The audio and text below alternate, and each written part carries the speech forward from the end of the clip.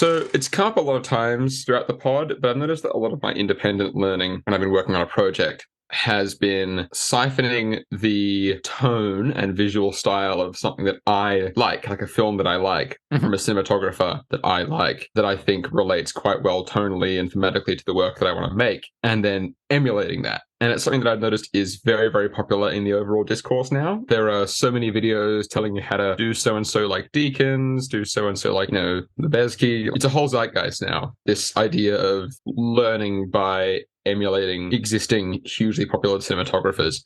And I have my own thoughts on it, and it's a learning process that I've used. I think it's extremely academic and not very hands-on. Like, it's much more of a information absorbing one. I've had pros and cons in terms of using it. Like, I think it's had a positive and negative impact on the projects that's kind of influenced. I wanted to see, because we talked about it before, what your thoughts on that culture is, whether or not it existed for you or anyone else when you were learning and developing your own style, and generally what you think of it.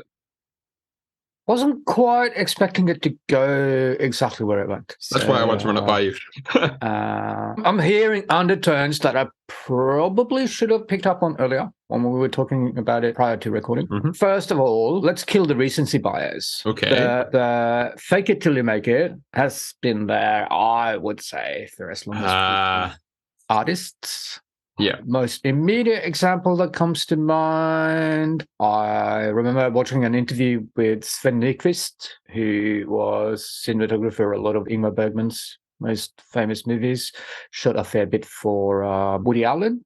And he was waxing lyrical about Greg Toland and Citizen Kane and how that kind of opened a whole new world for him in terms of photography. So I don't think this is a recent thing. Okay. Sorry, I'm just trying to sort in my head how many tangents are we going to go on. Either a collection of very short ones or one very long one. I think it's interesting that for a lot of artists, we are on this pendulum of mainstream and counterculture protest kind of aesthetics. And I think for most generations, what you respond to is what tears down the establishment, if that makes sense. For example, with Nyquist, it was Greg Toland was doing things that the mainstream at the time was just going frowning upon and like, well, that's not how you make movies. In some ways, it's interesting that to get to view the history of the cinematography aesthetics, arts aesthetics, and its zeitgeist aesthetics for that matter, through a prism of the Fichtean dialectic, as in thesis, antithesis, synthesis. Mainstream counterculture, elements of counterculture being absorbed into mainstream that becomes an aesthetic. Like, where are we in that side? And I find, like, for beginners, very often they identify with the counterculture because that's usually where the new generation comes in. Right. And usually it is that finding a voice and expression that is different enough that they see, yes, I see myself in this. Yeah, that is a bit of a coincidence, because like one of the big visual inspirations that instead of being inspired by, I just kind of tried to copy was Terry Gilliam's style, which is like very, very flat out definitive, rooted in counterculture, his aesthetic. And I was like, yeah, I identify with this. I think it looks pretty great. However, that also could just be because if I want to make something that stands out from the mainstream visually, I'm going to latch onto the first thing that I see that doesn't fit in with the mainstream visual style. Yeah. Again, kind of considering how many rabbit holes am I going to dig? I do think this is part of youth. This is part, like, particularly, I think, is part of late teens, early to mid 20s, is, in my experience, my observation, when we cast the net the widest to find ourselves and differentiate ourselves from our nest, so to speak. Right. And as we grow and mature, not only like as humans, but also just like, in terms of our style, there's a very good chance that we will cast our net into a smaller area because we've found our preferences by learning. Yeah, and it's also a little bit like, like you round some of the edges, you kind of tessellate a little bit more, if that makes sense. At least for anyone who has artistic inclinations, there are tendencies in the late teens, early 20s to be drawn to any cultural expression that is on periphery or straight up counterculture. So we're talking music, literature, painting, visual art, theater, whatever takes your fancy. What do you think? Like, your music taste, your literary taste, your general arts taste, like relative to mainstream, relative to the thesis? I guess I kind of have a habit of avoiding the mainstream. It's one that I don't really think is, like, it is a bit pretentious. Yeah, it's a film student moment. You were in your teens and 20s once. What was your big either artistic or stylistic focus if you were trying to break out from the mainstream? The few people that had seen a given movie, obviously that made it better just before I'd even watched it. The more obscure it was, like, obviously that was way, way better. I have so many questions to ask you. However, I think especially in terms of watching movies and like consuming media and stories becomes more and more of a, I would say, performative. I mean, yeah, but a lot of it is about telling and showing people what you've watched. Like Letterboxd, the popularity of Letterboxd is an incredible example of that. And even I have the inclination, you have your top 5 favorites in Letterboxd. And my dumb film student, pretentious lizard brain thinks, wow, I love fairly obscure movie. I should put it in my top 4 favorites because it's just such a wacky thing to have in my favorites. But then also, who's going to want to talk to someone who has like a Werner Herzog and then like a Gilliam and then like it's just a bunch of repulsive random, like it's Werner Herzog, so mainstream. Yeah, he's the mainstream counterculture man, Werner Herzog, I think. Anyway, I see what you're getting at. I had a period of time where it was almost like an obligation to, looking back at it, I felt almost obliged to make sure that I was there for the most obscure badge of honor screenings at local cinema societies, film societies, etc., etc., etc. So obviously, the more obscure, the better. Obviously, 16mm print better than anything else, etc., etc., etc. A lot of this is, again, a pendulum swing. I do believe it's a part of, like, once you're out on your own, you're trying to find your own identity, finding yourself. Part of that is like pushing the boundaries, get really far, really differentiate ourselves from our origination point. And that's where I think that Fichtean dialectic comes in, thesis, antithesis, because now that you say that, what I have asked you is like about emulating people who shoot big budget productions that are generally quite mainstream. Like, I wouldn't say that Roger Deakins' aesthetic is very countercultural or provocative, but like there's 60 billion YouTube videos for beginner cinematographers that explain. Have you seen Am I wrong? Nancy? Have you seen 1984? That's a good point. Sorry, it isn't now, which is what you're saying.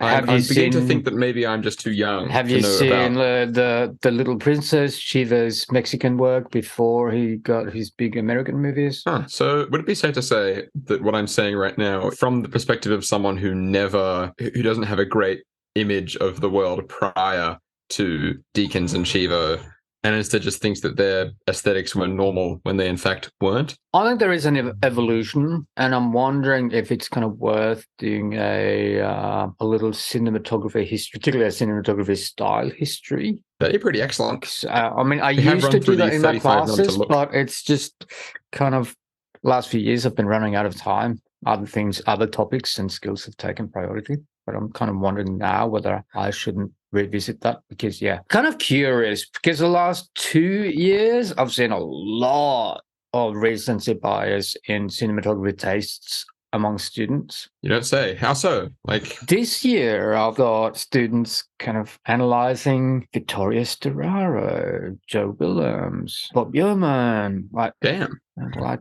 okay, people are actually digging into the past. I don't encourage it. May I attempt to refocus us? One of the ways that I created my visual style plan for my short, I curated like 3 movies that I really liked the aesthetic of. My plan, whether I was aware of it or not, because this was the first and currently only professionally run project I actually shot, was to basically find a happy medium between all of those styles for what I was shooting. I was convinced that I sort of innately understood my script because I'd written it, and I think it did have a few consequences, like potentially negative consequences, all my own fault. So I did find in terms of the cinematography, or in terms of the writing, or cinematography. The cinematography, sorry. Yeah, the creative visual references for the cinematography were those 3 movies. It was a good thing to do, but also a bad thing to do. Like, it had its pros and its cons. I think it helped me frame my characters in a certain way that I quite liked. I think it helped me be more aware of the space, but I think it also kind of screwed up the way that I use my focal lengths and everything. So like a very, very antecedent focused creative development process where I essentially just lifted things from movies that I quite liked, which is what I knew how to do at the time and probably will again at some point. However, that is only one project that I've ever done. And I'm getting the impression that considering you did a whole lot of projects when you were at UTS, your creative development process sounded a lot more scientific, in which you basically just learnt your own style over time. Before you I'd like to ask if you yourself ever had a period of just kind of like lifting ideas from movies and cinematographers that you liked, and no, whether or not that worked for you. Ever. Absolutely never. Ever. I knew it. Of course I did. Right. That whole kind of lifting, as you call it, from others, it's the charitable term for that is referencing. Yep. The less charitable term for that is in your pitch deck to call it a Rip-O-Matic. Some kind of automatic pre-visualization sequence. So that's the matic part, or created by ripping other people's work. Yeah. Which is basically my mood board. Any given project I've ever worked on has been a Rip-O-Matic. And it isn't necessarily a bad thing. I'd just like to hear your... No, it's kind of useful sometimes doing a little role reversal. Think of being the person who receives all these pitch decks and mood boards and whatnot. You can guarantee, like, at whatever time, whatever place, there is a certain zeitgeist where they're going to see the same influences coming to them over and over and over and over again. And that would be frustrating. So to give you some recent examples, 5 to 6 years ago, it was Tarantino and Wes Anderson were the big ones. Classic, yeah. Well, there's a very 5 to 6 years ago focus right there. Yeah, and then 2 to 3 years ago, Euphoria, the show. Yep. So there's a tangent coming. I understand. And that's the gateway drug, the gateway movie. Movie. Is there a singular gateway movie you're talking about? No, everyone's is different, I believe. Okay. What's my gateway movie? You've seen some of the stuff I've shot. Do you know? I've got no idea. Damn it. I thought he was going to psychoanalyze me. My gateway movie was 3. Yeah. So the gateway movie I'm talking about for everyone is the movie or around what time in your life when you first officially to yourself started considering I could be a filmmaker. Right. Around that time, what triggers you to actually take the first active steps as opposed to just having it be a dream or something you'd like to do? And for me, there's a collection of 3 that came around the mid-90s. Shallow Grave, The Usual Suspects, and 7. Excellent. Haven't heard of Shallow Grave. Danny Boyle. Danny Boyle, really? Was one of his earlier ones? The one he did before Transporting. Right. For me, I reckon they were both 2014. I watched Mad Max 4 in the cinema with my dad and felt such profound emotions during the whole movie of just like pure adrenaline that I was like, wow, I didn't realize movies can do this. And I watched Whiplash. And it was the first movie I can remember thinking, I'm not interested in what this is about, but I'm going to watch it anyway. And I watched it and loved it. I didn't give a shit about drums. And I realized that movies can make you give a shit about drums, which is wild. So those are my 2 movies. So for some of my students, it is the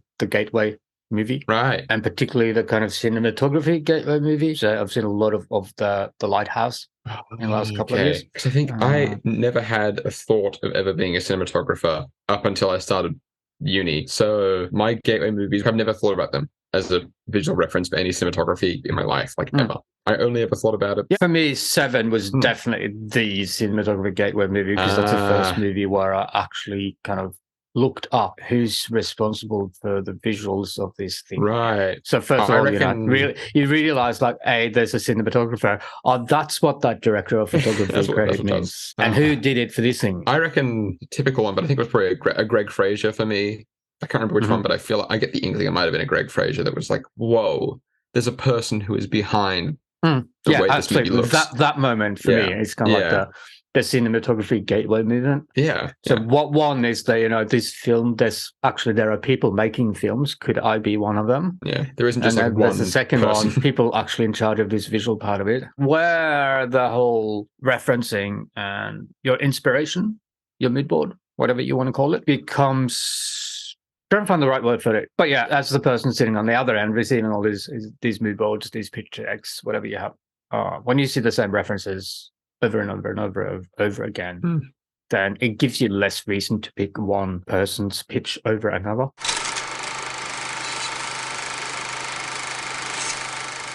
So that's one side of it. That one is fairly easy to do something about. I've been saying for a long time, ever since I was a student myself, in fact, if you only ever look at other movies for inspiration, you're only ever going to look like other movies. Right. And that's the thing. I think at the level that I'm at, when I think, oh, I'm going to look like other movies, that's fine. It'll look good, you know? Like, I'm okay with that at my level. I realize it's a bit nihilistic, but it's like, you know, what I make doesn't look as good as other movies yet. So if I can get to other movies, then can't hurt, you know? Yeah, so I find like very often you might make some suggestion either to like a fellow film student or as a lecturer to a current film student, and they go, can you show me an example from that in the movie? And I'm just kind of going, I don't know, but does it have to be done already in another movie? Yeah. The validation of, am I doing it right? Yes or no? Has someone else done it in their medium before? And if not, then it's like,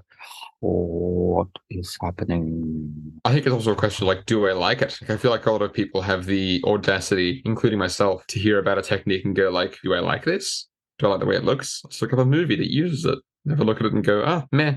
So I might just sort of not think about it for a while. So that's a very, very reductive way to think about it. My starting point there has always been go beyond other movies for inspiration starting points. Photography, illustration, painting, what have you. Right. I think the broader, can't even speak, because I'm in visual mode. The broader sampling that you can manage of visual works, the more likely you are to be finding some starting points that are going to make you stand out. Right. I don't think it's a coincidence that early cinematographers would be looking to painters from art history. I think Andrew Laszlo's autobiography is called Every Frame a Rembrandt. So obviously he may have been inspired by Rembrandt van Rijn, possibly. Potentially. There are 4 painters that you see referenced a lot by cinematographers throughout recent history. And by recent, I mean like within the last kind of 60, 70 years or so. 80 years. Including and not limited to Rembrandt. Like, I mean... Yeah, Rembrandt, Caravaggio, Vermeer, and Edward Hopper are the ones that you see coming back time and time again. I'm glad I'm familiar with those. Probably thanks to you. I always recommend, at the very least, as a starting point of stepping beyond other movies, you don't know where to start there. Right. Okay. I'm glad you made us study those guys. I think it's so important to have some awareness of art history so that you got some other wells to dip into rather than just other movies. Yeah. What do you think of photography then? Or yeah, absolutely. Hell yeah. Yeah. But thanks to Seeing Glass, I've definitely been absorbing a lot more photos, which has been quite nice. Like, you know, daily diet of photos.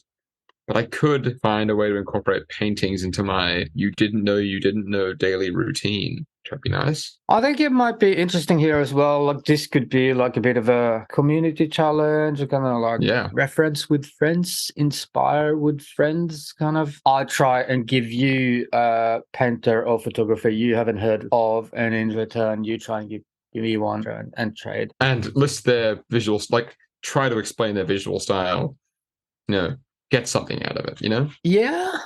But I think even just to get access to works that you otherwise wouldn't find. That's a plan that I have this thing, whereas I have this empty folder in my computer, this visual library like folder that I was like, oh yeah, I'll open this up and whatever I find, photos of photographers, I'll pop them in there, you know, and like look at it every now and then. It's empty. So and I think I go through periods. I realize myself when I kind of my creative well of inspiration kind of runs dry a little bit. It's not like I consciously sit down and look in this well and go, oh, better refill that. There are times when you just feel like I want some new input. That's the thing. We were talking about music. Most, if not all of my creative inspiration comes from music, which makes it hard for me to narrow it down into like a more visual, like what I prefer visually, because a lot of music kind of helps me develop abstract narrative ideas and tonal ideas. So if I could, or anyone, in fact, could incorporate visual, creative, well-filling items, I don't have much of a visual spur that is outside of movies, like you said, because we're talking about young people being dumb and anti-establishment. Most of the paintings that I like are surrealist paintings, which I realize I will grow out of at a certain point, but like perhaps it will help to say after I've done my you didn't know minute stakes, after I've done my seeing glass, and after I've done my composition exercise, I somehow acquire a painting and a photo that resonate with me for whatever reason. It can just be lizard brain, I don't know why, and pop them in my folder. Who knows? Yeah. That wasn't a complete and coherent sentence, by the way. That could have been generated by AI. Well, I just said that there was no grammar there. I'm sorry. Now, I have more notes. I wanted to ask what circumstances you see people relying the most on pre-existing work and their antecedents. Like, whenever I think about your circumstances when you were learning, it sounds like you were just going, like, nonstop forever. At a certain point, that point, it was definitely what would Dariusz Konji do? What would Janusz Kaminski do? Yeah, because I think if I were to put a name on the circumstance like under which I draw perhaps too much from pre-existing stuff, it's when I have a lot of time to think about what I'm about to make and a lot of time to be uncertain about it. Like a lot of time to... Yeah, I recognize that in my own circumstances, absolutely. Yeah. Kind of like that practitioner or those practitioners kind of become a little bit like a security blanket. Yeah, which is exactly what happened to me. However, it sounds to me like there were some circumstances when you were learning, when you were on set and there was no security blanket and you just had to go and you ended up finding your style that way. Yeah, that happened. That's it.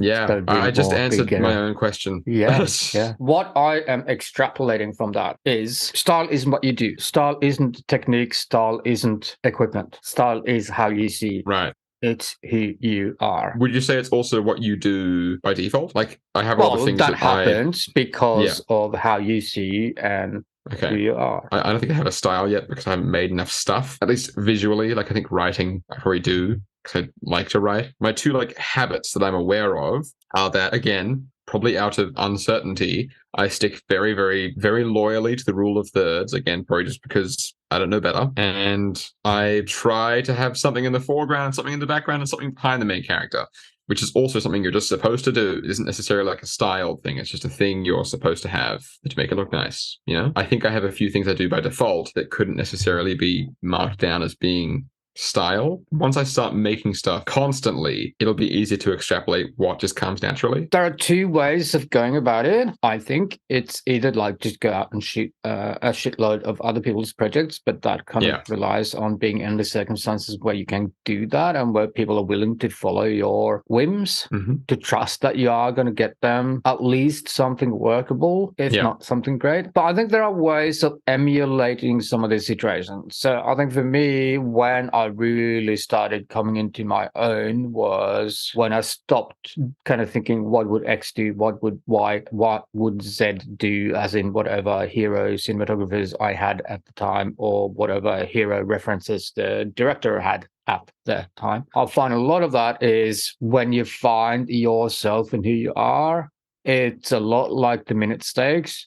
It's about speed. You really find how you see things, both in terms of how you literally perceive. I've had moments in the past few years teaching. I've been this close to put my foot down and like in a fit of pique, just go like, all right, that's it. We're banning XYZ name. Do not ever mention XYZ name again, just so we can move past whatever with individual students. Yeah. I've been this close to a student going like, can we try? Do not ever mention Wes Anderson. Can we try doing this without bringing in Wes Anderson or bringing in Tarantino or bringing in whomever. And that's not to say those aren't great filmmakers. It's just when that's all you hear, it's kind of boring.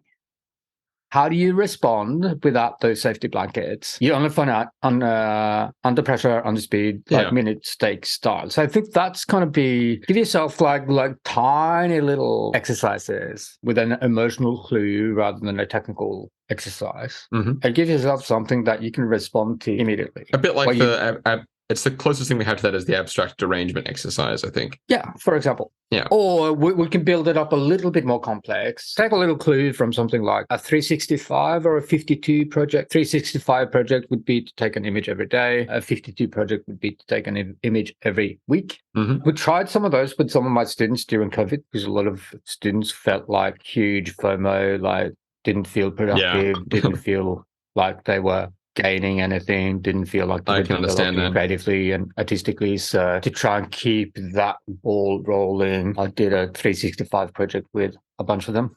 Rather than just make a random image, it would be a lot better to give a prompt. So that could be a line from a poem, it could be a line from a book, it could be an idiom, it could be a simile, it could be a saying. Quite often we ended up with songs, but set a short time limit. Yeah, so the lizard brain can't compete. The lizard brain can't come up with the safety blanket shield. Yeah. I should point out that how you see and who you are isn't static. It will develop. Yeah. I think your style, your approach will develop as your vision develops, at least as a cinematographer or someone in the visual arts, as your eye develops. Because you can't, not just that, but the artistic vision. Yeah, sorry, I was trying to be funny. If you can't see it, you can't shoot it. Yeah. I think that goes for any visual artist. If you can't see it, you can't create it. And I'm not talking like directly kind of photographically see it, if that makes sense, but conceptually in terms of tools and possibilities and logistics as well. The more of those possibilities expand, the more your creative ambition is going to expand. I think a really important there for cinematographers, like people who are long-term looking at a career in cinematography, is step beyond the C-stand in terms of rigging for lighting. That, I think, is a huge, huge mind opener. Yeah. I guess there are certain kind of markers that you can kind of distinguish a cinematographer's aesthetic by to a certain extent. I think one of those is your go-to gel combo for moonlight. I think says about a lot about. Well, when I eventually shoot with moonlight, I'll let you know.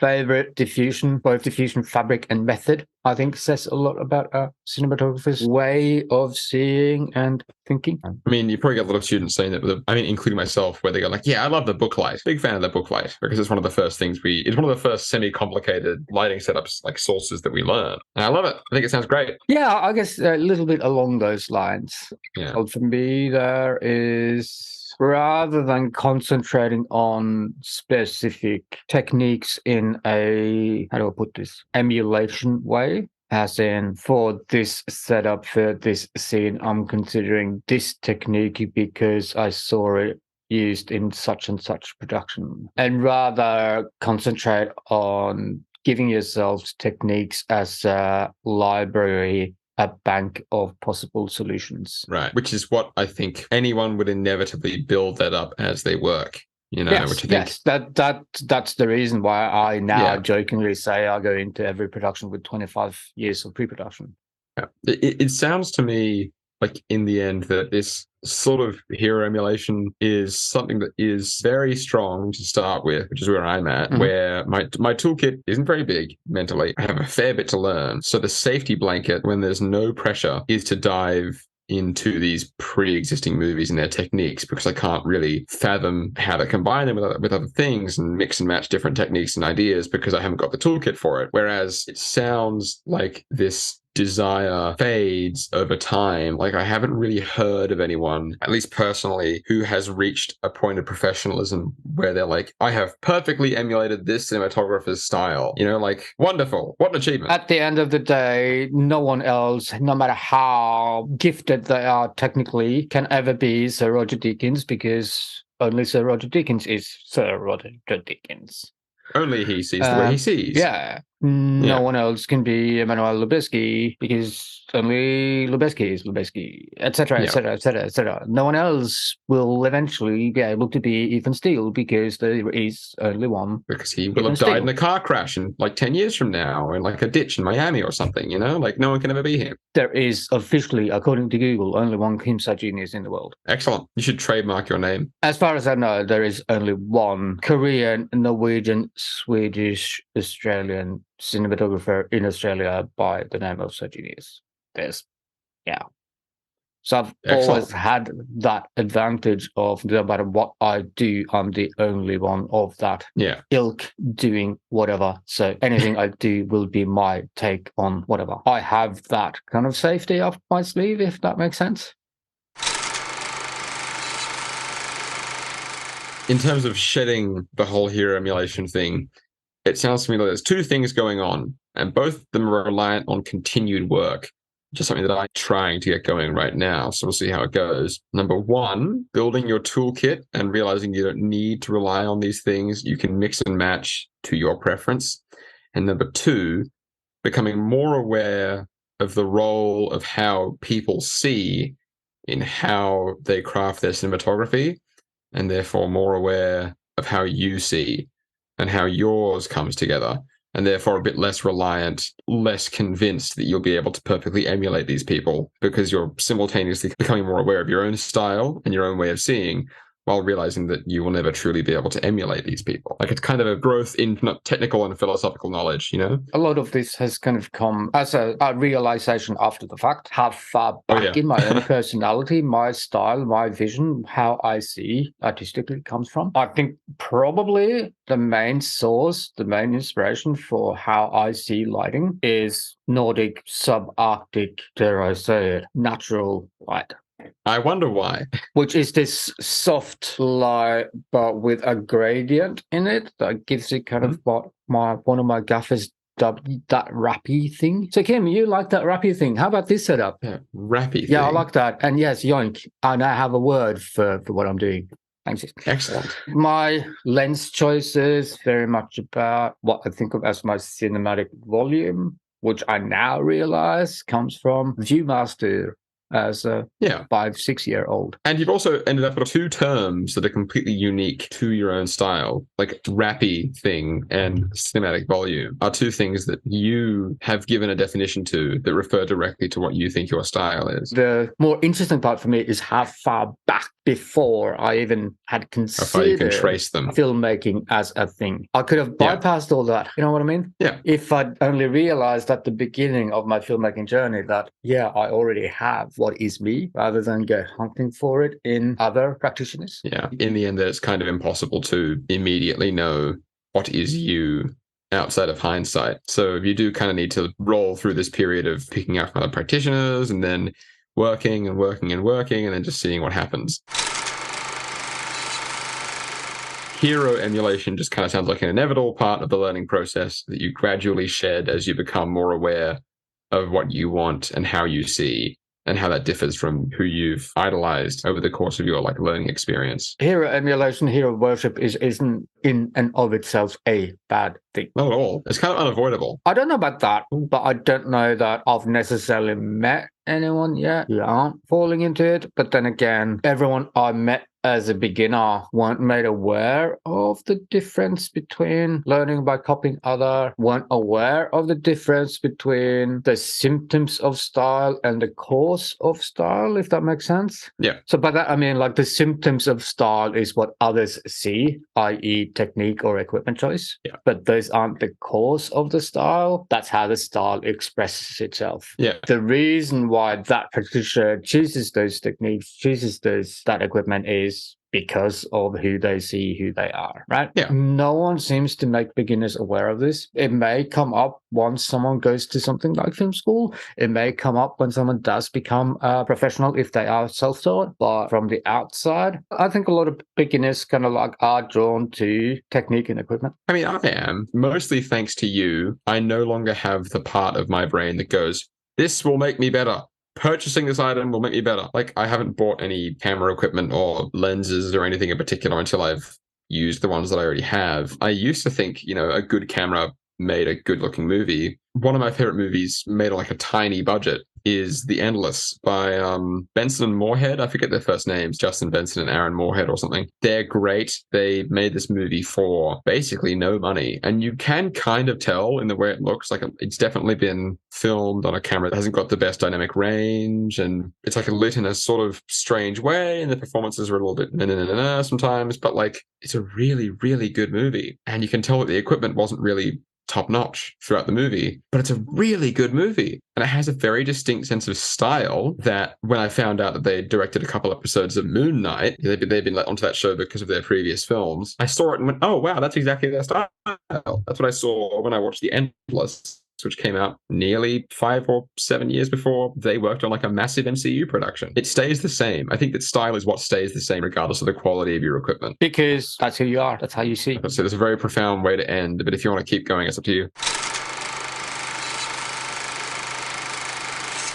That's the story of Johnny Cash and how he came up with both his singing voice and his performance style. Yeah. So, he's got that real kind of drawly, gravelly voice. Yeah. Like kind of quite deep. And he had that even as a much younger performer. And he's just kind of like, well, I'm not putting on a voice. That's the only way I can sing. This fabulous, always all in black, kind of dubbed the Man in Black, started out because he didn't have any other clothes. Those were the only clothes he had were black. So his limitations became who he was. It became his creative identity, his creative persona. That's another one. How do you respond? What makes you tick as a creative? Like, what is your creative persona? And by extension, what's your go-to solution, i.e., what's your creative superpower? And I think that's something that in the inevitable journey of like finding that is something that you can learn from figuring out what your preferences are visually and who your idols are and emulating them. But that's definitely not where it ends. It's part of the process, but it's not where it ends. I think. Not there yet. Cross-pollinator. That's my creative persona. That's how I see things. My creative superpower is what if, both in terms of general creative solutions. It's always like, oh, what if this? What if this wasn't that? But also technically and logistically, what if another field, another industry already has a solution to this? Right. I see. Cross-pollinating, taking from other fields. Finding that awareness of yourself, I think, can also be really important. And I think that, for me, is kind of where I realized I very, very quickly moved away from other movies as my reference point, as my mood board, inspirations, whatever you want to call them. There's always that aversion to stick with other movies. There's always that little, I guess, kind of need to differentiate myself. When I first started shooting, majority of people around me were shooting Kodak film stock. Well, okay, let's have a look at this Fuji then. Yeah, just out of curiosity, because if everyone else is doing it, you can find out. Too many people doing something was putting me off. Too many people were making whatever choice. You go like, okay, I don't really want to go there. It's like it's been done too much. Right. Finding that kind of awareness, what drives it? What makes you tick? I realize also now, like looking back, Julia Cameron's book, The Artist's Way, was quite transformative for me in ways that I didn't realize at the time. So the morning pages are one of Julia Cameron's exercises. Yeah. Another one she's got is kind of finding the creative persona you've got by recognizing your physical response to a good creative idea. Oh. And like some people seem to be able to just pluck ideas out of the ether whenever they need them. Yeah. I think it's more about recognizing the ideas when they present themselves. I think it's very easy to kind of let the idea go and not considering it and not accepting it and not exploring it because we don't recognize that this is an idea. This just seems like a random thought or doesn't seem connected or whatever. You know what I mean? So for me, it's quite cat-like. It's kind of somewhere here and it makes me go. So when I recognize that physical motion, I know to pay attention. And that's something I got from Julia Cameron's book. But little kind of self-awareness things like that about your quirky individual creativity. Because no one talks about what's Sir Roger Deakins' physical response to a good idea. No one knows. No one's asked, right? But this is all about like making you in a kind of stylistic practitioner sense. As in, I guess it's part of the creation myth of capital E, Ethan, capital S, steel, artist, capital artist, like whatever it is. But I found for me now, looking back, that was part of accepting my own ideas, my own vision without having to filter them through existing practitioners for validation, if that makes sense. Right. Yeah. I think that's a worthwhile exercise if you don't already know. Like, do you have an inkling of what your physical response to the next great idea is? I mean, you don't have to, but if you happen to. I think I gape a little. Like I do like a little. Well, yeah, I'm totally like, kind of start looking like I've got you're onset, just like stroke onset. You're just looking around. I think I get a little bit short of breath, like out of excitement. Like a really good idea hits me, I got like, It's literally just like a little gasp. Probably it's like a, oh, you know what? Yeah, what? That would be a brilliant community post or Instagram post, like from various creatives. What's your idea face? What's Record your idea face. Maybe describe it. We don't want to violate any privacy. It's a bit strange. I'd love to do that worldwide. Like, kind of, what's your creative face? What's your idea face? What's your response? What's your physical response to a good idea? Next time we're midway through an episode and you start going, oh no. Yeah, and I do realize it's also a bit squinty-eyed. Bit of that cat kind of. Right. Okay. But it's definitely up there somewhere. Okay. Whereas I have like a very comical, like cartoony response, like a Gen Z boggers, if you will. Pretty terrible piece of slang. I never thought I would say hereabouts, but whatever. I've got no idea what that is. It doesn't sound terrible to me at all. No, it's not like offensive or anything. It's just like a deeply Gen Z. Again, I have no idea how potentially bad that is because I've got no idea of the context or no, it's literally anything. just a reference to like a face. It's like when someone no, it's not like don't worry, it's fine. It's when someone like gapes and goes like what, like has their eyes wide open and is like really shocked about something. People used to do it all over Twitch, and then the guy whose face it was, he ended up being like racist or something. I forgot what it was. The whole deal. Anyway, let's wrap up. Sounds to me like we've had a very, very important discussion about how people find their voices. It sounds to me there's a lot to be said for the combination of work and self-awareness, the ability to keep working and doing stuff without quite thinking about what your style is. And then every now and then stopping and looking back and thinking, why did I do this way? How do I see? But also building a toolkit, which I think Hero Emulation is something that happens when you don't have a very big toolkit. And so you see something and you think, how do they do it? You learn how they did it, and then you do it. But when you have a larger toolkit from more work, you don't have to rely on it as much. Like Hero Emulation is something people rely on out of safety. All right.